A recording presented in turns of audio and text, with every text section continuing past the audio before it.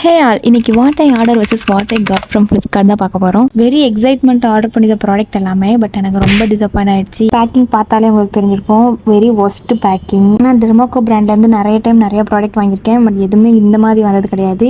இது first disappointment. Next நான் foxtail பிராண்ட்லேருந்து நான் இது வரைக்கும் எதுவுமே ட்ரை பண்ணி பார்த்ததில்லை. ஸோ அதில் ஏதாவது ட்ரை பண்ணலாம்னு சொல்லிட்டு நான் ஃபாக்ஸ்டைல்லேருந்து கொஞ்சம் ப்ராடக்ட் வாங்கியிருந்தேன். அதில் ஒன்று தான் இது வந்துட்டு ஃபாக்ஸ்டைலோட டெய்லி ஹைட்ரேட்டிங் சீரம்.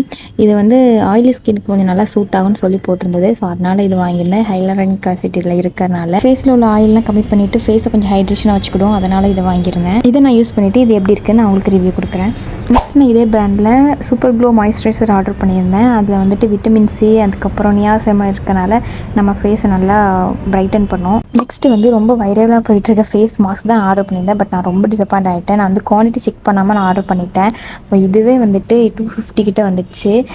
இது ஒரிஜினலாக ஃபேக்கான்னு கூட எனக்கு தெரில. அதுக்கப்புறம் ஒரு கோஜிக் ஆசிட் சீரம் ஆர்டர் பண்ணியிருந்தேன் டெர்மாக்கோ பிராண்ட்லேருந்து. இதுதான் ரொம்ப புவர் பேக்கேஜில் வந்தது.